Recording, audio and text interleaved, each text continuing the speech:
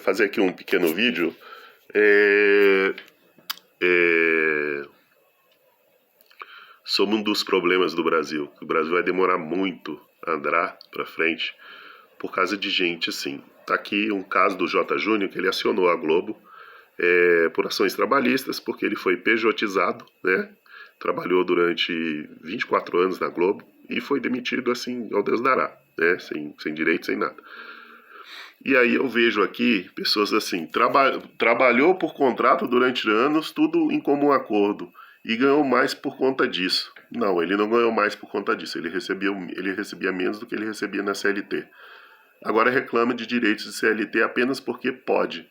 Nem sempre o que é legalmente possível é moralmente certo.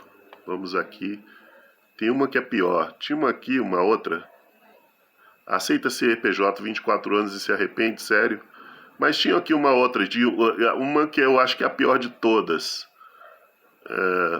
Há outro alienado aqui dizendo que a Globo defende CLT, a Globo nunca defendeu CLT.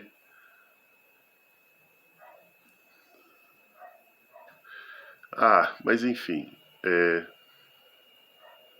não estou achando aqui. Uma aqui, que é a pior de todas, eu acho, que é de uma servidora pública. Ela já deve estar perto de aposentar, defendendo isso, dizendo que a culpa é do trabalhador que não poupou. Esse é um papo liberal bem fuleiro. Não interessa se o cara poupou, se o cara não poupou. Se o cara tem direito, ele tem que reivindicar os direitos. E não é porque é legalmente certo, é moralmente. Não é porque nem sempre o que é legalmente possível é moralmente certo. Onde que está a moralidade de uma empresa usar brechas para usar subterfúgios para tentar burlar leis trabalhistas e pagar menos impostos ou menos para o trabalhador? Onde está a moralidade disso? O que mais me impressiona não é nem isso, né? Porque assim, grandes empresários eles vão sempre tentar arrumar uma vantagem econômica para eles. Isso é inerente do sistema, tá? Eu não estou aqui demonizando o sistema nem nada. Ele é assim, o sistema ele é assim. Maximizar o lucro e diminuir ao máximo os custos. Isso é o sistema capitalista. Aí vai depender do governo, ele vai se adaptar ou não às regras. Pois bem, não cabe ao trabalhador debater legalidade de contrato redigido pelo funcionário. E foi de comum acordo. Não existe um comum acordo quando você tem o poder econômico ao seu lado e o trabalhador só tem a força de trabalho dele. Não existe isso. Não existe. Vamos dizer, o cara tá numa dificuldade financeira, ele precisa trabalhar. Ele vai aceitar o salário que dá mais ou menos para pagar as contas dele ou vai passar fome?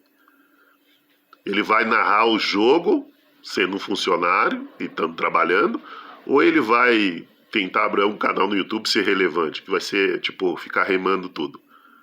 E às vezes ele nem tem vocação para isso, ele só tem vocação para narrar mesmo. Então não existe isso de comum acordo. Comum acordo é papo furado. E também não é irrelevante o comum acordo se numa das cláusulas há uma cláusula abusiva.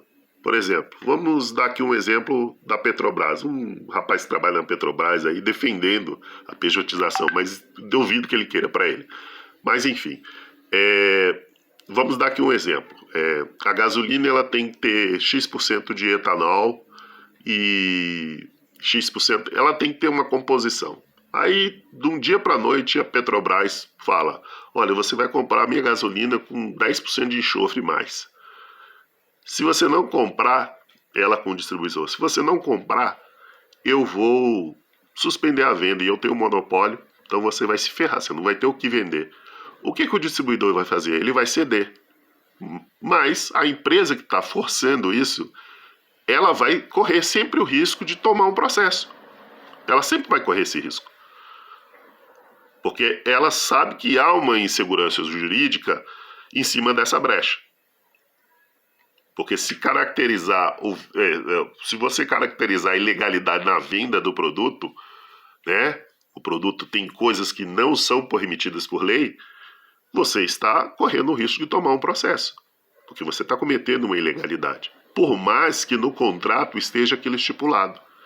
Cláusulas abusivas, elas não têm soberanidade sobre as leis nacionais. Ou seja, as leis nacionais ou trabalhistas nacionais, elas são sempre soberanas aos contratos de trabalho, a não ser que tenha uma lei específica para aquela atividade. Vamos dizer, uma lei específica para o jogador de futebol de alto rendimento, vamos assim dizer, que ganha altos salários, né? Que se crie uma lei específica sobre isso aí. Mas se não houver uma lei específica, você corre sempre esse risco jurídico.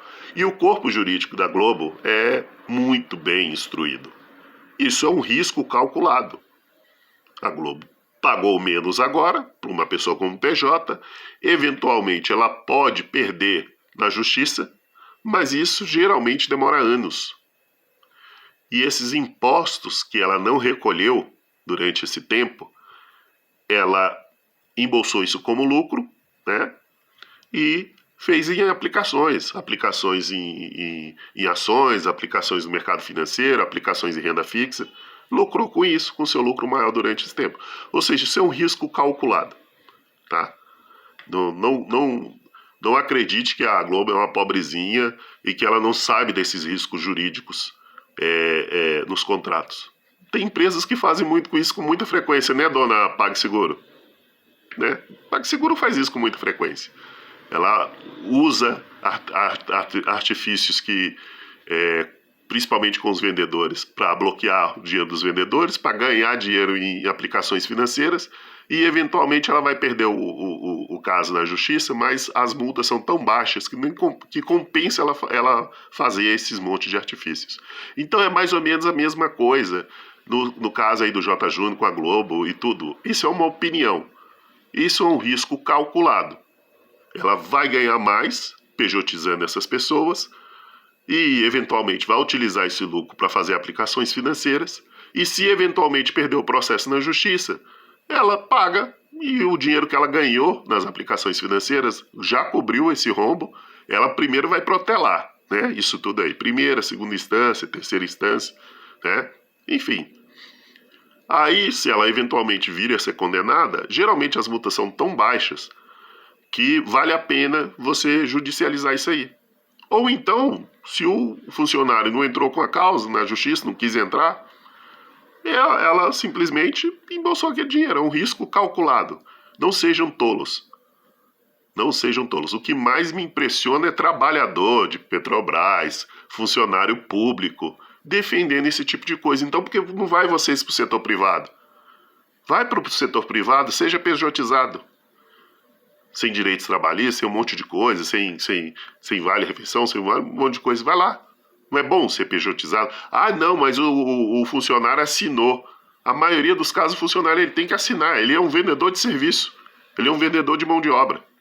Ele vai fazer o quê? Ele vai cruzar os braços?